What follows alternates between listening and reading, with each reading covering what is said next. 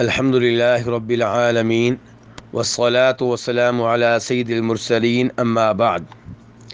نبی صلی اللہ علیہ وسلم نے نو مولود بچے کے عقیقے کے بارے میں فرمایا، کل غلام رہینۃ بعقیقتہ، کہ ہر بچہ اپنے عقیقے کے بدلے میں گروی رہتا ہے۔ عقیقہ بچے کی جانب سے 7ویں دن کرنا چاہیے اور اسی دن اس کے بال مڑنے چاہیے اور اس کا نام رکھنا چاہیے۔ اس حدیث کو امام ابو داؤد، امام نسائی، امام ترمذی اور ابن ماجہ وغیرہ نے روایت کیا ہے۔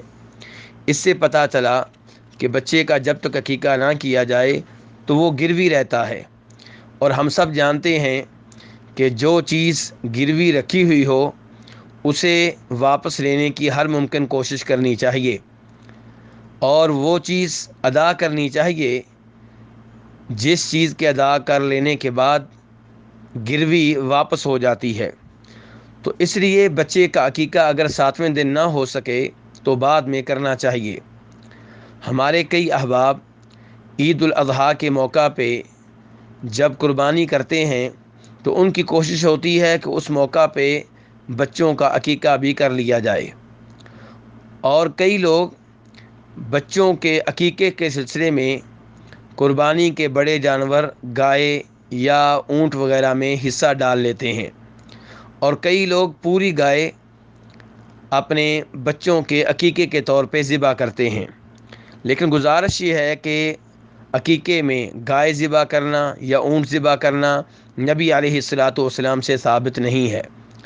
آپ نے عقیقے کے سلسلے میں بکریوں کا تذکرہ کیا ہے، اس لیے عقیقے میں بکریاں، بکرے اور چھترے وغیرہ ذبح کرنے چاہیے۔ اس سلسلے میں ایک روایت آپ کے سامنے رکھنا چاہوں گا کہ امام طحاوی جن کا فقہ حنفی سے تعلق ہے اور امام بہقی جن کا فقہ شافعی سے تعلق ہے، یہ دونوں بڑے امام روایت کرتے ہیں کہ جب جناب عائشہ رضی اللہ تعالیٰ عنہ کا بھتیجا پیدا ہوا تو لوگوں نے ان سے کہا اقی عنہ جزوراً، کہ آپ اپنے بھتیجے کا عقیقہ کھلائیں اور اونٹ ذبح کریں۔ تو انہوں نے کہا معاذ اللہ، کہ میں اللہ سے پناہ مانگتی ہوں کہ میں اس موقع پہ اونٹ ذبح کروں، ولیکن ما قال رسول اللہ صلی اللہ علیہ وسلم، ہم تو وہ کام کریں گے جو اللہ کے رسول علیہ الصلوۃ والسلام نے بتایا ہے، اور وہ کیا ہے؟ بکریاں، 2 بکریاں ذبح کریں گے۔ تو اس سے بھی معلوم ہوا کہ عقیقے میں گائے یا اونٹ وغیرہ ذبح کرنے سے یا ان میں حصہ ڈالنے سے اجتناب کرنا چاہیے۔ عقیقے میں بکریاں یا بکرے یا چھترے وغیرہ ذبح کرنے چاہیے۔ واللہ تعالی اعلم۔